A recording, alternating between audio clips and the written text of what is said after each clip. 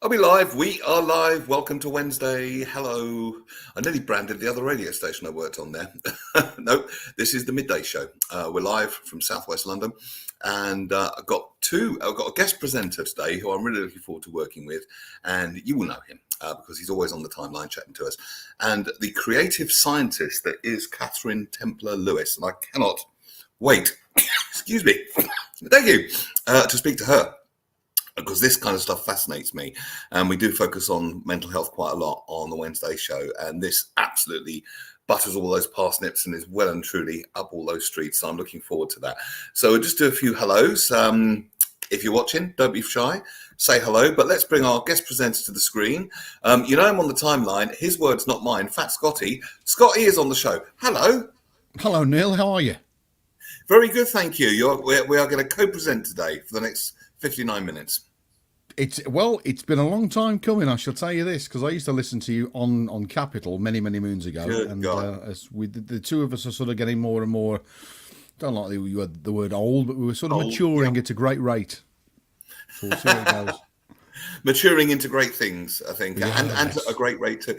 Capital seems like yesterday. It's the most bizarre. But there again, the 90s to me seems like yesterday. I hear, I don't know, Robin S. Show Me Love. And I think, oh, that's nice and new. And it's 30-something years old. So the millennials say the same thing. They hear this song and think, oh, this is a great new track. I said, look, I've been playing this for 30-odd years. Yeah, and it's been sampled 1,000 times, Yeah. you know, well respected on the Golden Isle of Ibiza, you know, that particular track. Yeah, it gets sampled all the time in dance records. So we do the comments as we go along today. Tell us a bit about yourself, because you're a fellow radio man as well, aren't you? Well, I've been working in radio. I can tell by your voice. Yeah, how'd you guess? They managed to get rid of the Midland twang at least. I've been on and off radio for, where are we, since 1991. Worked at a small station at Birmingham. Moved into some stuff for BR&B before it was bought by Capital, who you were working for, and then I was working for a company called the Wireless Group, who were bought by News UK, a lot of the small scale stations, and recently, up until July 2020, left because of one of the large greatest hits radios, and now I'm working for a small station across mid Staffordshire, which is bringing back local radio at a great rate of knots. So that's where I am. Most of my stuff is live event hosting and production, but I do get let loose on the radio every now and again. Good for you. Well, I think once the bug is in your blood, it never goes, really, does it? We could literally talk about Anaraki radio all day, couldn't we? We could, but there could be far more interesting things for the listener to listen to today. Like our guest, Yes. She is a creative scientist. We'll let her tell us all about herself. Good morning, Catherine Templer Lewis. Hello. Hello. It's lovely to be here. How are you both? We are fine, thank you. I'll put you in pride of place at the top left. Welcome to the show. I'm Neil. This is Scottie. And Hi, Catherine. Got a million questions that I want to. I'm really interested in science and laughter, because I do stand-up comedy as well. Yeah. And I sometimes think to myself, is that a worthy thing to be doing? But by reading the science on how good laughter is for you, I would say quite possibly. It really is, yes. I want to hear all about it. Tell us about yourself. Tell us about your creative scientistness, if there's such a word, which there isn't. Yes. So I'm a cognitive scientist, called a creative scientist, because I look at what's happening in the brain and more creative ways to turn that insight into application. And one thing we've been studying for several years is well-being. You know, I think we're all aware that the nation is very stressed. And now there's a lot going on, whether that's externally to us, globally, or in our personal lives. So we've been looking at small interventions that you can do that actually boost your mental and physical health. And of course, one of those things, which is free and wonderful, is laughing. And it really does have a chemical effect on our brain and body that can improve your mental health, your physical health. It can boost self-esteem. And of course, it's not going to solve the problems around us, but it will help you feel better able to manage them. And that's really important right now. I think it would put you in a mindset where solutions would appear more easily. Am I right in saying that? Because I think if we're overly thinking, banging our heads against a brick wall, the answer never comes then. It's when, I think Einstein said his best insights came in the shower. It's when you think, oh, for example, I can't think of that name. It's on the tip of my tongue. And then suddenly, I don't know, washing up or bang, oh, that's it. It's just in the middle of nowhere. Yes, it's called divergent thinking, that moment where we see things in a new light, in a different way. And what tends to happen is we get stuck in a rut and a routine. We've actually been doing this big piece of research with Skittles for the sort of the launch of their Giants GUI about positive disruption. So what that means is, we get stuck in a rut. We get that slump, especially around sort of 4 p.m. Everyone's just like reaching for that other coffee. You can't think very well. And the danger is we then spend the rest of the day just trying to think harder.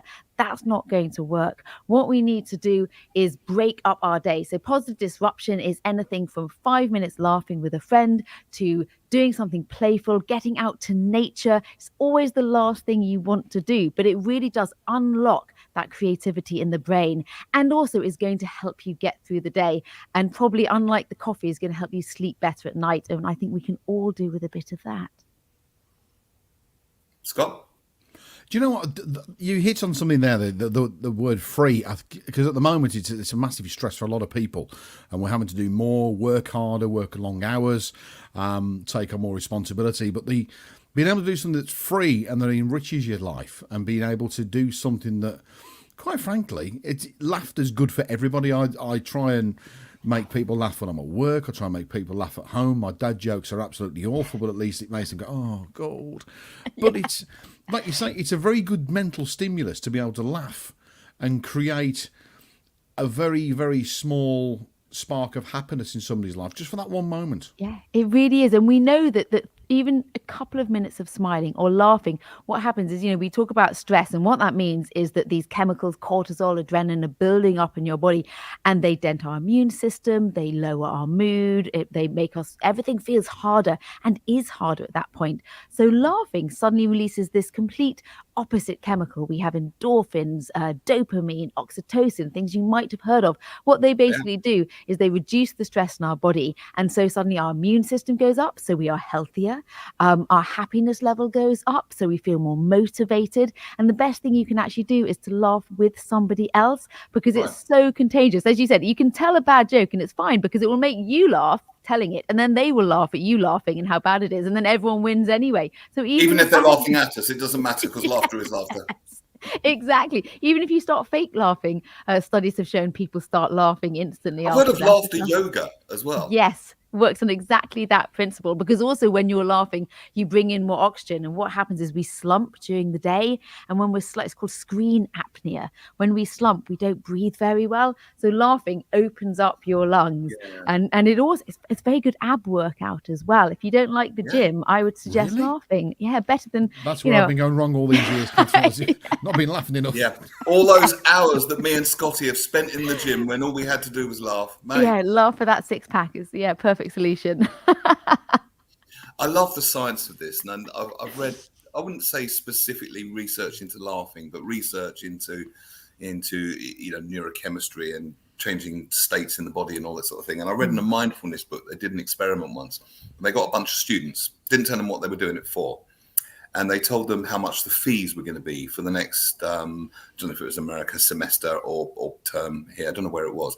But what they had one group of students do, they were the control group, that was nothing, they told them the fees, and the other, they did this, and they made them put a pen in their mouth to force a smile. Yeah. And then they told them, and those people were more open to paying more expensive fees because that simple movement changed their mood. So is it kind of fake it until you make it? It really is, actually. We know, and you're exactly right. Putting a pen in the mouth forces a smile, and that sends, just like that, and it sends messages to the brain, and the brain thinks you're smiling, and then it starts to produce those chemicals that make you feel good. Now, of course, this is not, like I said, solve the world's problems, but it makes you feel a bit better, and sometimes that's what you need to get through the day. Absolutely. And can it be applied to problem solving? The inspiration for a solution hits when we're in a good mood, possibly. Certainly doesn't hit when you're in a bad one. So it's the corollary True. It really does. When we're sad and sort of angry or upset, our thinking becomes very narrow and it's hard to sort of think outside the box. And so laughter, smiling, play's another great one. We've been working with Skittles to create something called the Goo Room. Actually, it's open tomorrow on the South Bank if anyone's around. You can get tickets on Eventbrite. And it's a room full of slime and goo, which encourages you to play like a child, because what we forget is play is really, really important as an adult, not just for learning and memory, but as you said, for problem solving. And when was the last time you allowed yourself to play? I don't think we don't do that enough as adults. We try and prompt the kids or other people to do something like that, but we don't do it enough as adults. I mean, looking at some of the stats that Skittles have released, that we only spend 44% of our time laughing with family and friends. I mean, no, that's madness. I mean, we don't spend enough time with our family and friends as it is, but only 44% of our time that we spend doing that with friends and family. It's crazy. You would think we'd be doing it more. I know, 90%. So. After you, Catherine. I was saying 90% of our time we spend indoors as well. Isn't that awful?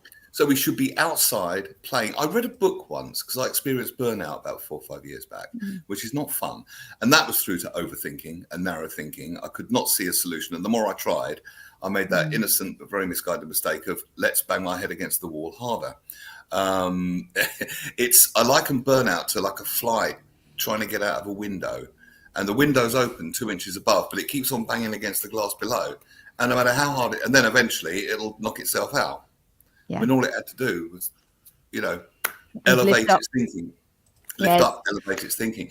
And I read a book called, by a guy who'd experienced burnout, and it was called, along the lines of, I'll look it up on my Kindle in a minute, Play Your Way to Recovery.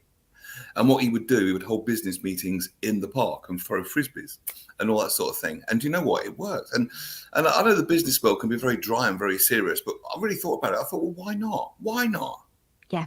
It actually allows you something called perspective taking, because when you're playing, you don't really know the rules or you're not sure of them. It's things are new, things are different, and that actually forces your brain to be more open-minded. So play curiosity is another great one as well. When you're stuck in a rut, try and ask questions and be curious, and it really helps you open up your thinking. How easy is it to make yourself laugh, Catherine? I mean, there's a couple of things that make me laugh instantly. There's Trigger from Only Fools and Horses. He's got the bit where they've gone dressed as Batman and Robin to the funeral wake, and then he says he's dressed as a chauffeur. Yeah. I'm just that one, yeah. But then sometimes it's difficult to really get yourself to laugh and just to relax. How can you promote laughter, and how can you promote that relaxation? Yeah, the best way is to do it with other people laughing. Find your friend who's always laughing and go and spend time with them, or call them up for 5 minutes and ask them to tell you a story. We all have one friend who's got that infectious laugh. There's a famous meme that went around about a year ago of a woman with a Chewbacca mask, and she was laughing infectiously, and it went round and round because you could not help laughing. So if you're really struggling, it is infectious, because they say misery is contagious, but laughter is. And I'm trying to think what triggers me to laugh. There's always a memory I remember, and it was a friend of mine. We were about 17 or 18, and I would ask him to tell me the story over and over and over because I loved it. And it was a true story about him going on a family holiday with a very kind of stilted, church-going, no offense, family, but you know the type, and he was kind of the naughty one in the family, and yet they were camping in France, and he bought French bangers. And he thought it would be funny to, when his dad was about to take the washing in, to put a massive banger in a cow pat and then light it. And of course, it went all over his father and the washing, who proceeded to chase him round the campsite, screaming blue murder at him in front of all the other campers covered in cow poo. Now, I would ask him to tell me that story over and over and over again. That's a brilliant way to do it. I know people who keep sort of things written down that make them laugh, or even just photos on your phone that make you smile that you can go to in that moment. It's great. Scotty, what makes you laugh, Catherine? Yeah. What's your go-to laughter? I have to say, I have a lot of friends that make me laugh. I'm a bit of a sucker for cat memes. I know that's so basic. Oh, no. It's been a lovely interview. Thank you for being on. Goodbye. It's my secret. I don't tell anybody. It's a good thing we're not live. But I would. I've got 2 friends that are obsessed with it, and it's driven me mad. But please, over to you. Go on. What can I say? But I was thinking, if you are looking at cat memes, probably don't do it in the evenings because the bright light of your phone will wake you back up. Save those ones for the morning. But yeah, I know it's terrible, isn't it? I can't help it. There Always is one make me funny laugh. one. There is one cat meme I like, and it's a cat that wants to get in, and it's doing this up against the window, but someone's put the '90s rave track Delirium to it, so it looks like a raving cat. And it's that one does make me laugh, I must admit. It's brilliant. Yeah, it is. And I love, watching comedians is great. And I have to say, I'm trying to get to more stand-up comedy as well, because it's just a brilliant way to make yourself laugh and doing Where are you something new. based? If you don't mind me asking. I'm in London, actually. I'm in South London. Yes. You're in South London. So am I. I'll send you my Are list of you? comedy Do gigs. yes, please do. It's something post-pandemic I've tried to get, because obviously, you go out, you meet lovely people, it makes you laugh.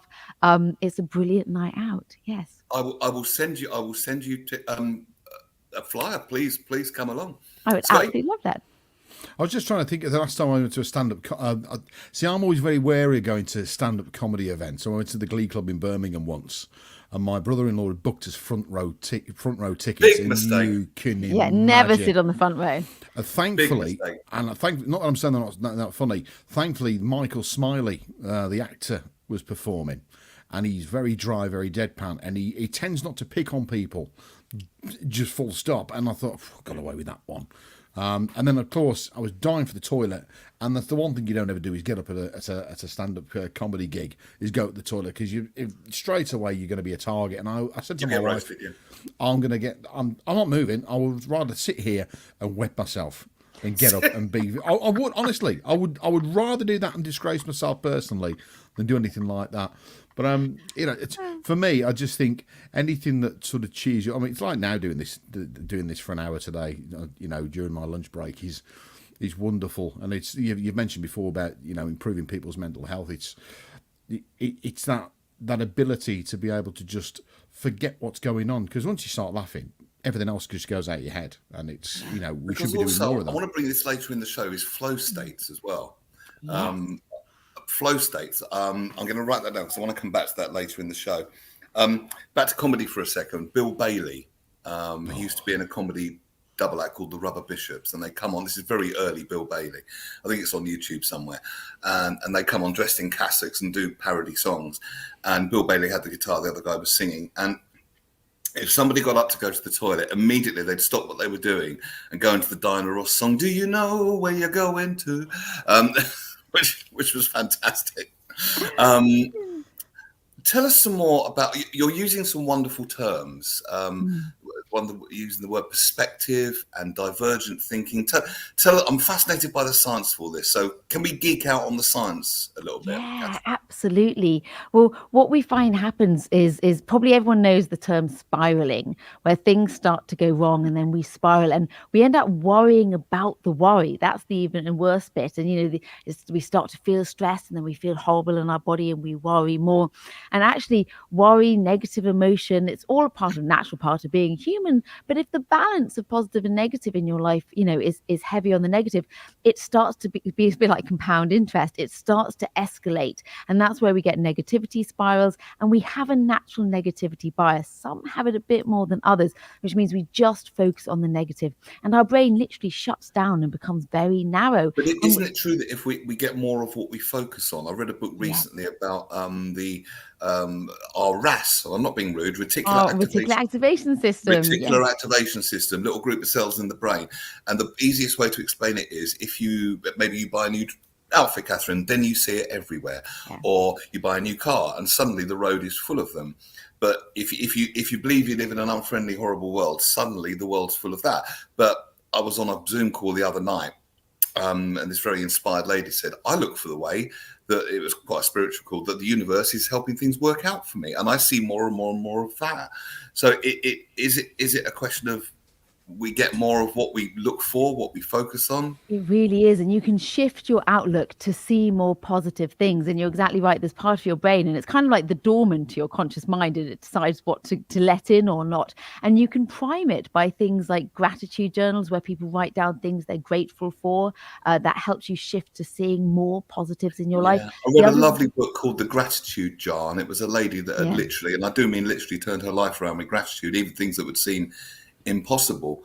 And just to show that the things can be there, in this case the positive, and we don't notice it. There's a brilliant YouTube video, and what it is, it's a bunch of, have you seen this one, Scotty and Catherine? It's a bunch of basketball players, and it says, count, you know this one, count the amount of passes the team in white make. So you're focused on that and you're counting, and it comes up, the answer is 13, and you either go, oh, I got it right, or I got it wrong.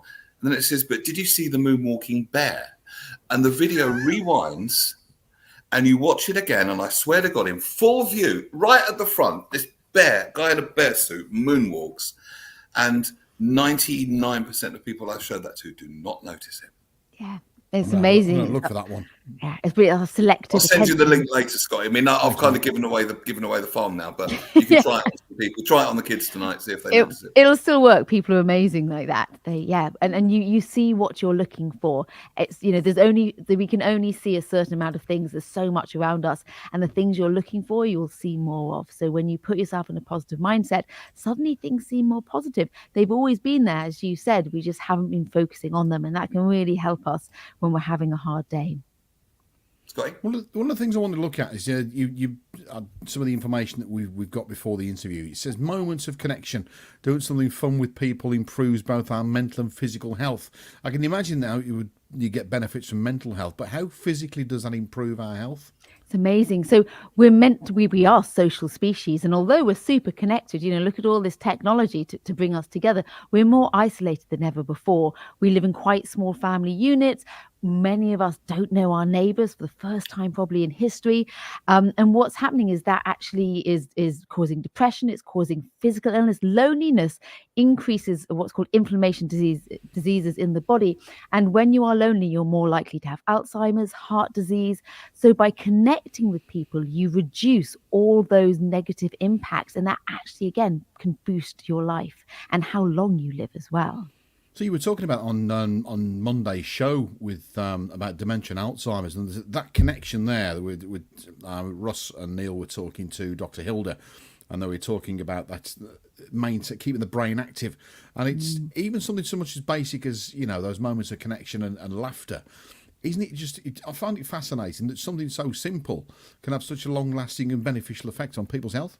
Yeah, it's amazing. You can see it chemically in the body. You know, if you go and have a cup of tea with your neighbors, and then we looked at what's happening in your brain and body, you're producing this chemical called oxytocin, which lowers your stress level and makes you feel closer to people. So that's going to boost your mood and also reduce the chances of all these diseases. They do, yes, the cuddle hormone. Tend to befriend. Yes. You get it from lots of things. It makes you feel very bonded. You get it from dancing with people. It's also why armies march. I mean, dancing would be ridiculous together in the army, but it makes you feel closer to people because you're doing synchronized movement. Yes. You get it in buckets when you fall in love as well. Yes. That's the so-called honeymoon period, isn't it? Yes. Yeah. When it really does make you sort of slightly lose your mind in a wonderful way. In a wonderful way.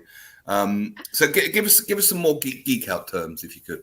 All right, yeah. So I mean, thinking about things that you can do that make, you know, have a positive impact on the brain. So we've got laughter, and that's going to actually flood our brain with dopamine, oxytocin, endorphins as well.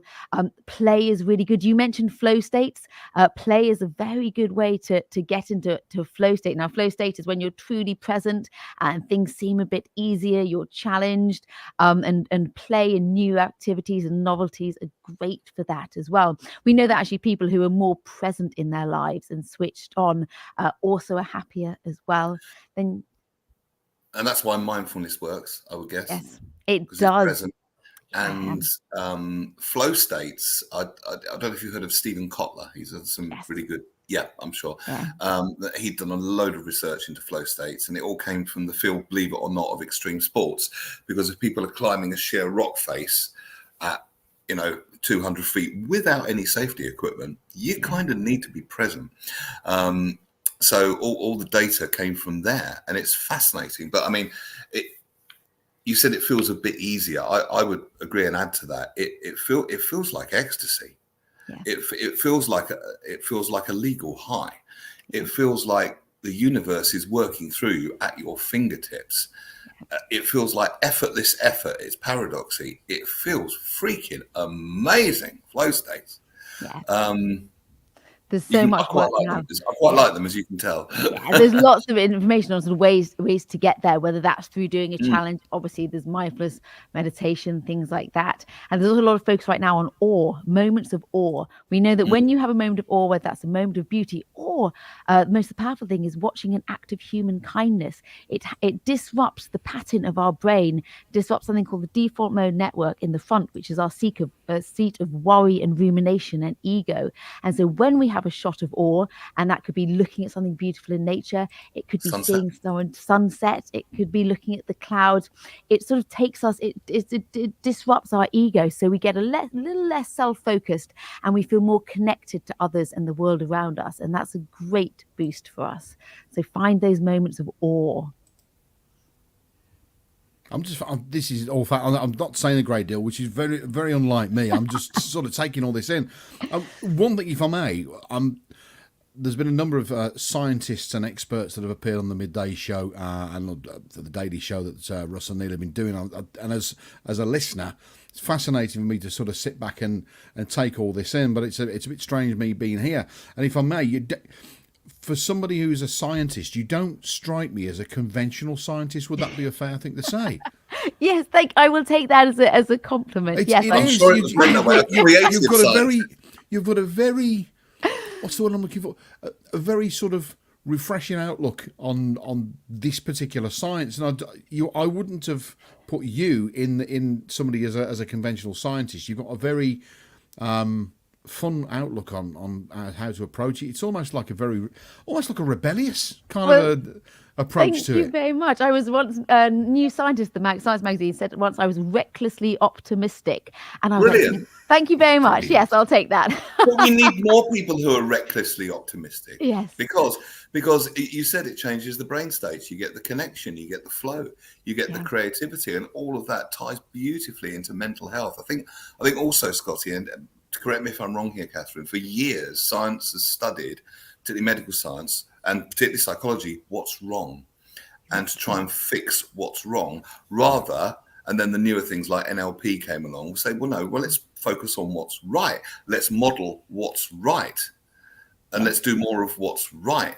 and focus on. And then the whole field of positive psychology evolved, didn't it? Exactly. And there's so many things we can do in our world, and we have at our disposal. And that's, I have a wonderful lab. It's all women, neuroscientists, and we look at something called neuroaesthetics. It's called Kinder Studios, and how we look at how we can, through art, through music, through just connecting, gathering for dinner with people, all these sort of things at our disposal that have a huge neuroaesthetics. Impact. Yes, neuroaesthetics. So it's the what neuroscience. A great word. I know. It's quite hard to say. That's my word for the day. Neuroaesthetics. I love it. I can't spell it, but it sounds good. Yeah. I'm going to have a go. Yeah. I'm going to try and put it on the screen. You carry on, you two. It's how all the world around us can have positive benefits. And so much in our environment, like noise pollution and stress brings us down. But there's things we've evolved, like music and art, that if we can access them, have these huge mental health benefits and physical health benefits as well. And how are you designing your day? Are you listening to enough music? Are you, engaging in enough play? These things that are sort of lost arts that right now in this time of a very serious mental health crisis, can actually support us. And to do more things like that is probably more healthy than sitting there ruminating all day. What's wrong with me? What's wrong with me? Where does this come from? That that kind of old school psychology where Freud thought if you could just find out the root of where it came from, you'd have some sort of magical catharsis and you'd be healed. Nice idea, didn't work. And what does tend to work is this much more positive focus, focusing on what's, rather than saying what's wrong with me, what's right with me, what's right, rather than saying what's wrong in my life, what's right in my life. rather than say it's not working out, say it is all working out for me. And then, of course, we'll see more of that because of that RAS, that particular activation system. Yes. And then it becomes a virtuous circle and a virtuous spiral, isn't it? Yeah. And that's the one thing I've learned from studying brains and humans, is that we are wonderful. We are incredible. We are capable of such wonderful things, from the music we create to our friendships that we have. And, when you amplify that, I really do feel positive, genuinely, about the world, and know that we there's a lot of challenges, yes, but we do have the tools to face them. Do you think that we don't realise how happy we can be at times, and we're especially as British? I mean, I just find a lot of the people I associate with in business have spent an entire lifetime being miserable. I mean, honestly, their entire day revolves around just doing the same mundane tasks without any positive disruption. And then you think to yourself, look, you don't have to be as unhappy or as miserable as you may look. I know there's various things goes on in different people's lives. We can't all be happy, clappy, yappy, chappies all the time. But do you think we as the Brits tend to sort of play on the more negative side of life? I think we do. I think there's a lot of sort of, our mood is going down and down. I think also as adults, we think we have to be serious, when actually spend some time with children and you realize that actually play is part of being human, and we need more of it. There's whole books on it. There's whole bodies of science into the science of play, isn't there? Yeah, absolutely. It's so important for us. Yeah. Got a comment from Paul Claridge, one of the regulars of the show. I literally just got off the phone talking with a friend who's going through a tough time with her mental health at the moment. She thanked me for making her laugh, as it makes her feel just that bit better. Apparently, I've got the knack of helping her feel better about herself and help her think straight, especially when we laugh. I like his wording there, helping her think straight when we laugh. Yes. Implying that laughter is the default. Laughter is where we're supposed to be. Yeah. And the distortion of that is when we're not. So all these people that think being overly serious is good. Yeah. Sometimes we just, and that's a perfect example for you to end on, that we need that little, helping our friends can sometimes be as simple as making them laugh. Like I said, it's not going to solve their problems, but it will help them get through the day. You did say to end on there. Do you just have half an hour? I do. I've got to dash off, I'm afraid. But I could talk to you guys all day long. I could talk to you all day long. So people can find you on all the W's, templarlewis.com. Yes. And I challenge you, find something that makes you laugh today, and then make someone else laugh as well. Okay, and I'll send you the flyer for my comedy gigs as well. Perfect. And if you come along, I will make sure you don't sit at the front, and I'll buy you a cheaper drink to come in. Thank you. Yes. See you then. Lovely to speak to you both. Thanks, Catherine. Bye. Bye-bye, Catherine. Bye-bye. Wow. Where'd you start with that? I mean, I'm just fascinated that there is an entire science associated to laughter. And like Paul has just said, start thinking straight, because it's the same as when people say that you tell the truth when you're drunk. I don't think you have time to think about anything else when you're laughing. It's almost like you say, a default state where people are themselves and they haven't got time to think about doing something different. Well, I think thinking is overrated, or overthinking. I think it was Einstein that said we've made the logical mind, or the conscious mind, if you like, or the thinking mind, that the master, when it's a great servant. Intellect is a great thing to have, but we overuse it, I think, at the expense of all these other tools and resources that are available to us, but we just don't use them. It's like the fly trying to get out the window. Dude, just go up 2 inches. There's your answer.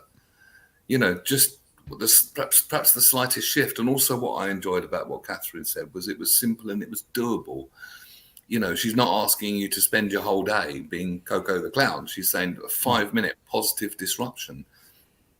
And perhaps that's all that's needed, to tip the balance. And it ties in so well with positive mental health, doesn't it? It just takes one person to sort of default from the norm and just be the class clown, if you like, and all of a sudden, we're all told off for being that at school. Maybe it should be encouraged more. Well, I think we should do. I mean, just having a quick look online, I've just realised that in Birmingham, somebody's opened one of these ball pit wacky warehouse type things for grown-ups. Can you imagine going in there and causing the laughter? That's good. Oh, adult bouncy castles. That sounds good.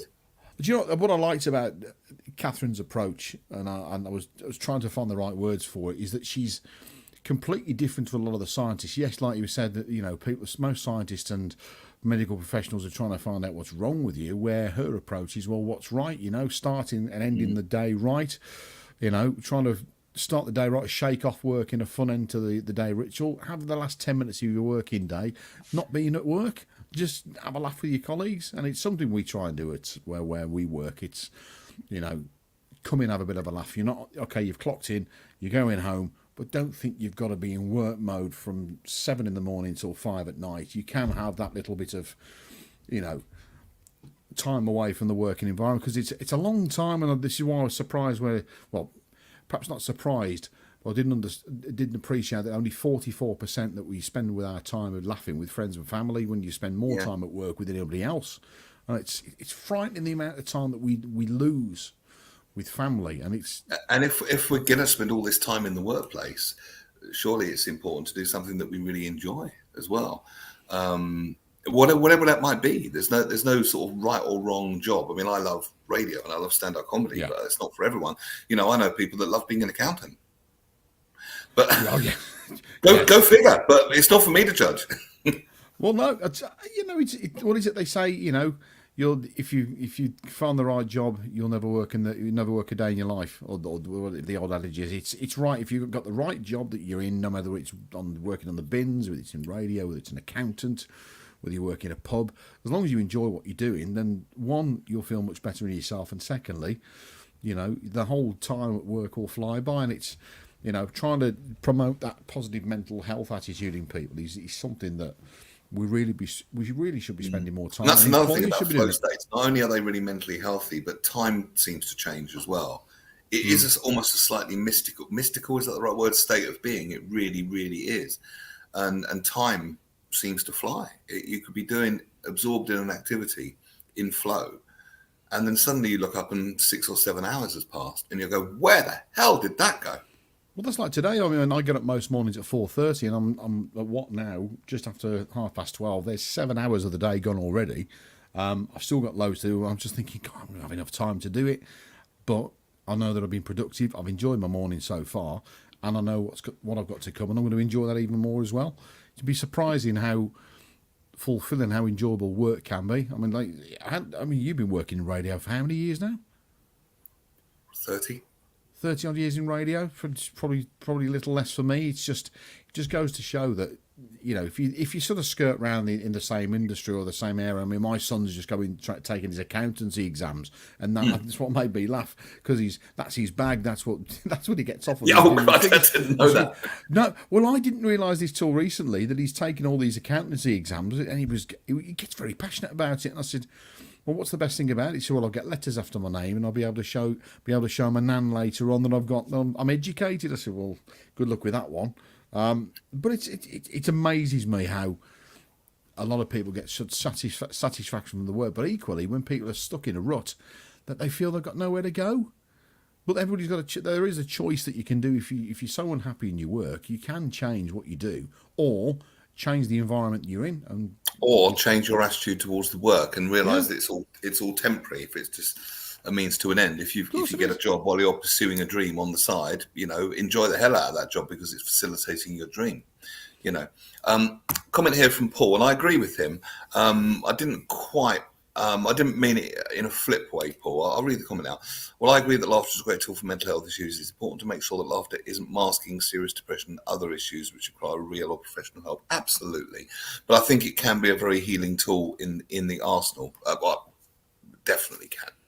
It's good I'm glad that, Paul, that you're doing something to help your friend, because at least sometimes it needs someone like yourself to be able to sort of break the cycle and almost get somebody else to realise that there is an alternative. No matter how bad life gets at the moment, there's an alternative, that they can spend a few minutes away from the humdrum existence of life and try and be happy.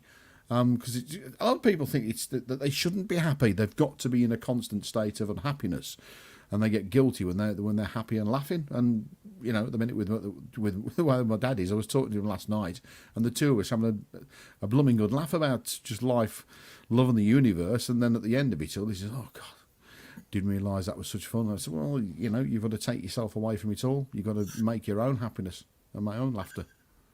But why not? And where did we get the idea that being happy and fun was wrong?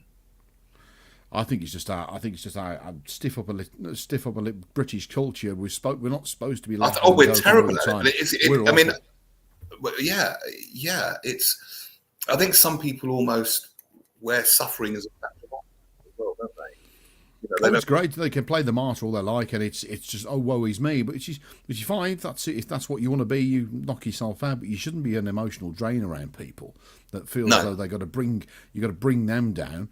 I'd rather radiate the positivity, and even on some of our our worst days, if it brings, I try and make people laugh, because one, I like to see people happy and laughing, but secondly, it's good for me.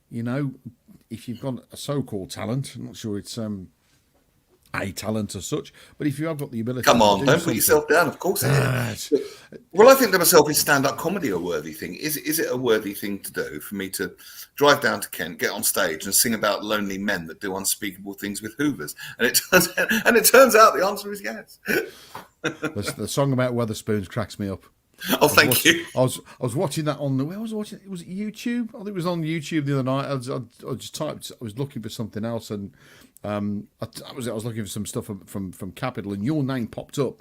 There was an old show of yours, and then you got your stand-up routine, and then the song about Weatherspoons was just bloody hilarious. It was really, honestly brilliant, and we need more stuff like that. I wish I could do stand-up. I think I'm naturally funny, but like you were saying before, have you got the talent and the ability to then stand up in front of a crowd of people?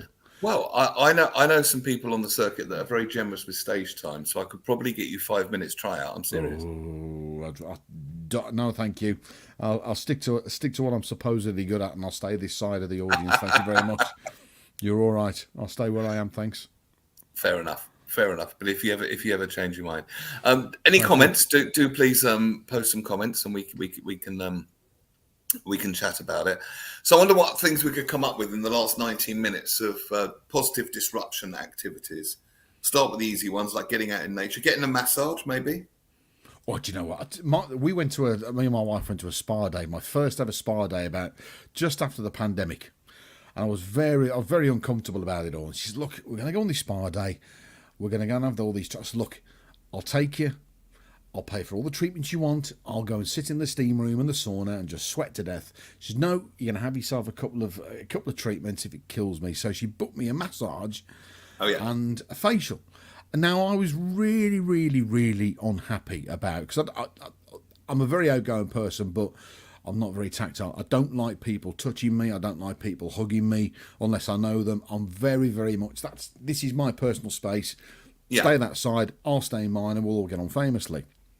So she booked this massage, and this young lady comes in, and I thought, oh my God, she was probably at least half my age.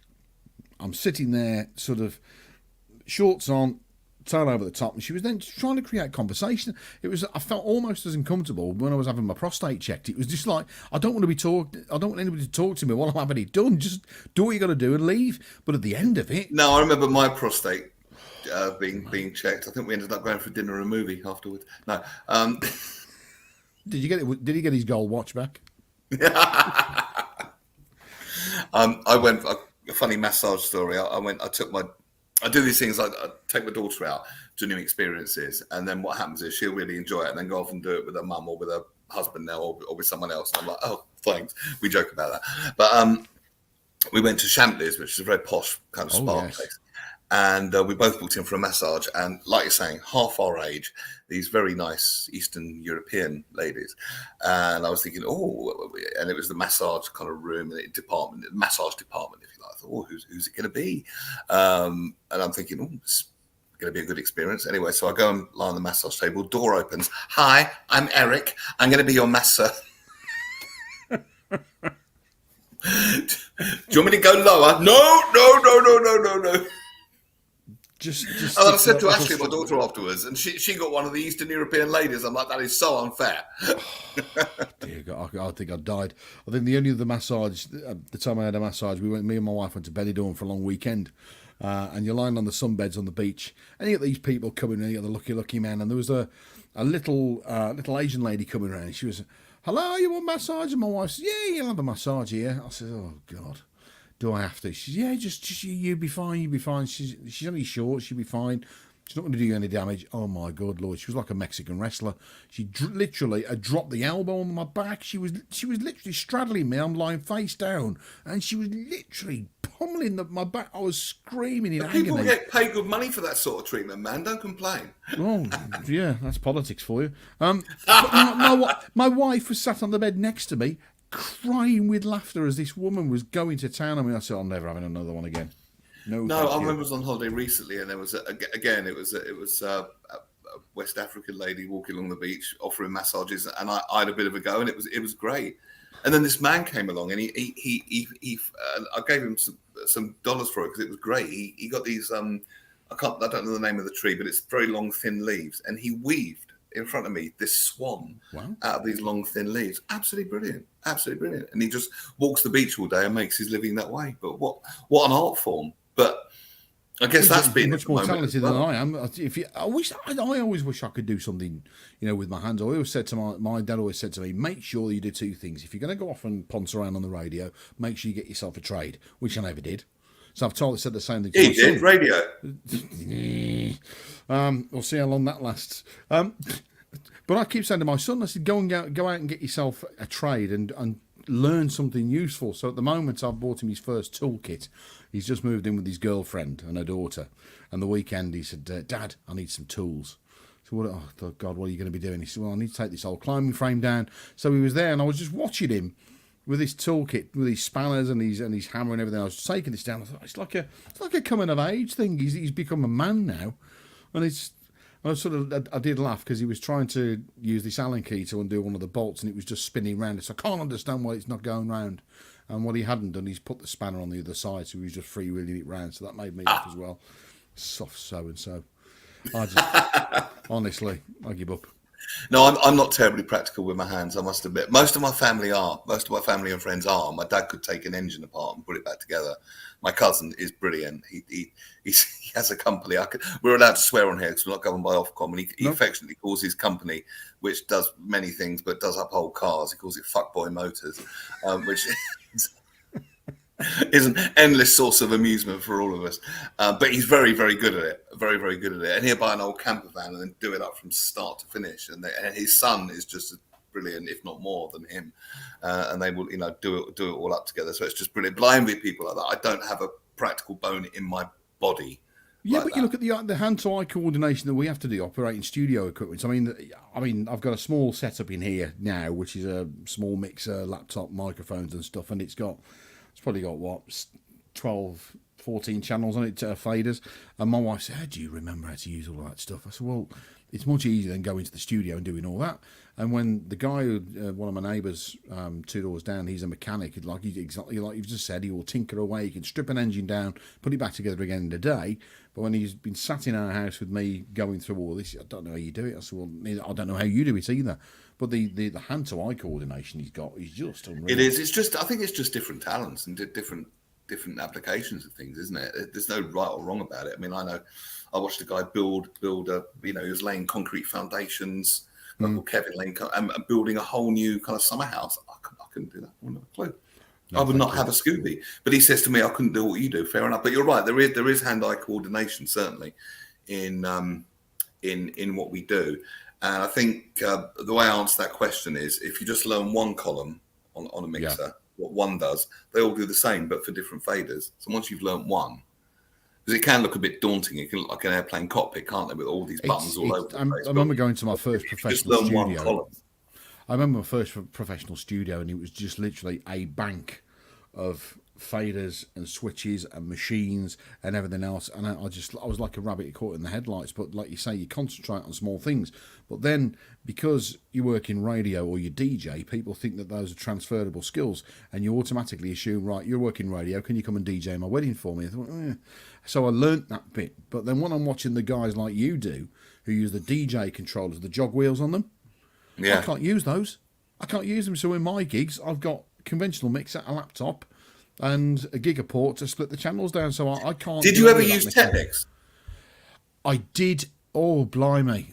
I did, but the problem I had is I just found them very, very, very cumbersome to deal with. Where if I'm doing like I could do CDJs, they're great. I can use those and use. Because what I was going to say, you remember the slip mats on the Technics? Yeah, you'd that's see right. DJ nudge it forward or just drag it back slightly. Yeah. Well, you can use the jog wheels for that. You put it in vinyl mode, and they behave like Technics. Oh, right, okay. I didn't know that. I thought you just they were just sort of, you could use the wheels, but they sort of jogged them. I didn't realise it got that first. See, I need to get myself some training on this. Yeah, whack it, and pop down here. I'll give you a lesson in vinyl mode one day. But yeah, it'll behave like a record. So you put your finger on it and it'll stop. But if it's not in vinyl mode, it won't. And I've noticed, by the way, you and I we veered back to talking about Anoraki. Yeah. Oh, do you know what? If anybody, if you're listening, I apologise. I've just gone into. I don't. Mode. I'm having a great time. It's cracking. But then I was you going back about early technology. So before the DJ controllers, which people will see on most of these Instagram memes where you got a DJ and the two jog wheels. Prior to that, you got vinyl. But then even before that, I remember my first ever studio I worked in. Had got no computers in it, so everybody just assumes that every studio you've ever been in has got computers. So everything was done manually. When we had our first playout system, where all the music started to be loaded onto a computer, we had this. I mean, you probably remember the DAM system. Do you remember that? It was like digital audio mass storage. It was like I know they're going to be Capital because they tried to get them up a BRMB, and we laughed. I remember Brian at Capital. Do you remember Brian? Vaguely, because you got BCX. BCX was the first playout system that they got. That's now still going, but it's now been modified, and ITV use it. But DAMS was there's a video. I'll send you a link to it. It was in. Oh, wait a minute! Is that where you got codes and you loaded? You have to type your codes in through to the ads and link them all. Yeah, we had that at Capital. Yeah, that's right. That's what the adverts were played out on. That was the most advanced thing. Would you believe when I joined Capital in the 90s that they had in the studio? You get the advert codes, you type them in, you press link between the four. And then you would play them out. That was DAMs, and the rest of it was CDs or those big chunky old carts that you put in the cart. Oh, I love carts. There's a friend of mine who's got a studio up in Scotland. Were you a cart tart? Did you have a bit of Pat? Were you channeling Pat Sharp? I was giving it large on Pat. I only ever got to see watching Pat Sharp work was incredible. He did some cover at BRMB when Capital bought BRMB, and he came up to do a couple of shows as part of the big tour around the country. And he was working at BRMB, and he asked them, they'd only got 3 cart machines in. He said, well, I'm going to need at least 6. Well, why do you need 6 cart machines for? Well, I'll show you. And he just flew through, and it was just having the ability to have all that kit in the right place, which then gives you the ability then to have more flexibility in what you're working at. He was just, it's mind blowing. And even now, you know, even in my own job, I like to be able to do something manual rather than just rely on a computer all the time. So we've got, you know, fangledy kit that's sitting there, and we do with this all the time. And I just find it all fascinating how the technology's evolved from something being completely manual to something where now, as you'll know yourself, I don't know what playout system you use. I do like a little bit of manual still, actually. Yeah. Because I feel I'm involved and invested in it. If a radio station, this is the downside of the industry, is playing the same songs over and over again, but it's all programmed in and pre-programmed, the DJ doesn't have to really do much, and they don't really feel very invested in the show. But if they have to do something themselves, they've got their own input into it. But I think there's not a lot of DJs that are trusted to do that now. Well, I think there's half the problem, is because most things are formatted a lot of the time now. It's because it's part, as you'll know, there's a science behind it all, and there's a formula behind constructing these things. It's finding the right formula, and again, that trusting people to know what to do at the right times. I mean, we've got I don't know what system you use. We use Myriad, and it's like Zeta. You've got Zeta. How posh! Wow. I used Zeta before when I worked when I worked for the wireless group, and then we It ended was up Myriad working here. before, then Zeta. Yeah, I like Myriad. Look, Zeta was much better. It was just you could literally just program everything and be gone with. Myriad's still a bit sort of labour intensive. You've still got to do a lot to it to get it to do what you want. But Zeta was fantastic. Very We've costly though. got some comments. Shall we put them on the screen? Dave Oh, yeah. Sleep, that's mental health. The appreciation of what we bring to support ourselves and others is a vital part of personal balance. So I think you mean self-appreciation there. You know, recognising you've got something of value to offer and sharing that with the world. Paul Claridge, when I used to present the breakfast show on Riverside Radio, our boss, Jason Roseham, advised all presenters to be happy and cheerful as much as possible on air, no matter what they were going through personally, as there may be listeners that need to be cheered up, and we may be the only other voice they hear all day. Goodness me. Because people do use that. I mean, people do use the radio for company. There's no question about it. And I think that's why there will always be a space for entertainment and personality-based radio, rather than, because you can go online and find anything music-wise. I mean, Birdsong FM. Did you know there's a radio station totally devoted to birdsong? Did you know that? I'm not joking. There's a truck radio station at HGV1 that has got that one of the guys there they've got conventional programs, and every now and again they'll do half an hour of just truck engine noises. Can you believe that? You are kidding me. I'm kidding you not. No, you listen to HGV1. Mikey Faulkner, who runs the station, he said because he all this came because he used to host at Truckfest, the big show for the truckers in the HGV world. He said some of these guys can recognise the pitch, the tone of an engine from a mile away and know exactly who's made it, what size engine's in it, what make and model it is. He said, and we now play half an hour's worth of truck engine music, so people can say, and then they have people texting in saying, yeah, this is a Scania P92. Good God. Now, I thought birdsong, or there's probably people that can identify every bird from the Birdsong FM. Well, I thought that was out there, but half an hour of truck noise. Can you imagine that? I mean, Dave Sleet's just put on there. He said, learning the craft is a base of success in every area of life. I mean, I'm still learning, Dave.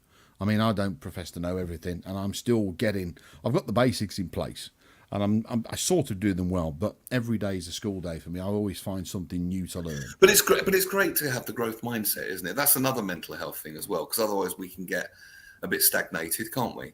Particularly, like you say, if there's formalism processes in place, or this is the way we've always done it. But you know, advances aren't made that way, and growth doesn't happen that way either. So I think it's good to have a growth mindset. But absolutely, Dave, the foundations in place. Without the foundations, there's nothing to build the house on, of course. So. It's just, as you get older. I mean, I'm 49 this year, so it's got to sound like my dad. I'm 82 this year. You're a whippersnapper compared to me, mate. I'm 55. I do feel my age. My wife is God, how's my wife this year? See, I should know this without getting my head kicked in. She is 50. Yeah, she was 56 this year. She looks younger than me. She's not watching this.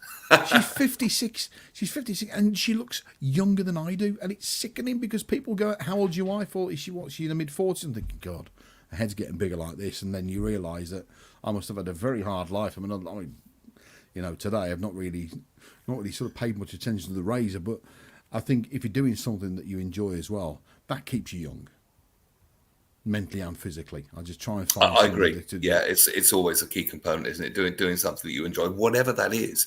There's no. We talked about this earlier on the show. There's no worthy or unworthy job. It's just whatever you really enjoy doing the most. Well, that ties you back to Monday's show when you were talking to Dr. Hilda.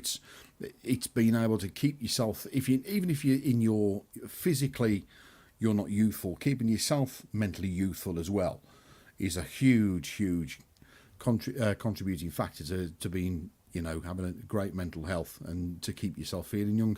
What's it, Dave Sleaze? I was taught the other day we don't have something to learn. It's the day after we leave the earth. Mate, I agree with you. Alan Freeman once said the same to me. I was at Capitol doing my demo, and Fluff Freeman, who was a radio god, walked in. And did you ever meet him? I've never met him, and he was one of those guys I just think you could spend. There's three people in the world I would have wanted to have dinner with: Bruce Forsyth, Les Dawson, Alan Fluff Freeman. Those three people. Oh, Les Dawson with his gurning and playing the piano wrong is absolute genius, because it's actually harder to do it wrong than it is right, I think, sometimes. But Alan Freeman walked in, and I was like, oh my God, it's like Wayne's World, we're not worthy. And I said, how are you? And he went, fucking awful, but my age, that's about all you can expect. All right.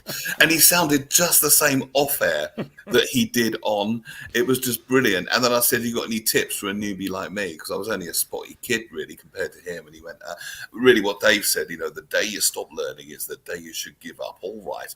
And he grabbed my shoulder and went, you're a beautiful boy. So that was my experience of Alan Freeman. Wow. Paul Claridge, my greatest moment presenting the breakfast show on Riverside Radio, live in the studio guests one morning, were porn stars Lindsay Drew and her ex-husband Lindsay Honey, aka Bend Over. His name keeps on coming up. I keep on hearing about Bend Over. They were on air live for 90 minutes, and we kept the entire discussion PG rated. I don't know how you did that. Much to the relief, if that's the right choice of words. Well, yeah. I'm sure he had a hand in it. Of the boss, Jason. I mean, I've spoken to Jason a few times. He's a lovely fella, and I can only imagine what he must have been going through there as the boss. Oh, he must have been tearing up. I'm thinking of the Howard Stern film Private Parts, where he's doing his thing and the manager's in the office tearing his hair out. Scott Lyons, it's been great presenting with you. Can we do it again sometime? Oh, absolutely, mate. Thank you. It'd be great. You're on. That's brilliant. Thank you so much for giving up your time to be on the Midday Show today. Really enjoyed presenting with you. Where can people find you if they want to look you up and hire you and stuff? Find me I'm on Instagram at Fat Scottie, FAT SCOTTIE as it's spelled on the screen going along there. And if you just generally get bored, on occasion I'll pop onto Twitter, try and stay off it as best I can. Don't want to be musked to death. But yeah, at Fat Scottie on Instagram, you'll find me on there. Just talking nonsense and generally sending daft memes to people. Fantastic. Russ and the team will be back on Friday. Russ and Phil Dave and Jonathan Baz and Screen Queen Chantal Ricards. But I really hope that you've enjoyed the show today. Great topic, wasn't it? Scotty, we'll do it again sometime. All the very best indeed. Thank you so much for watching. Take care. Good afternoon.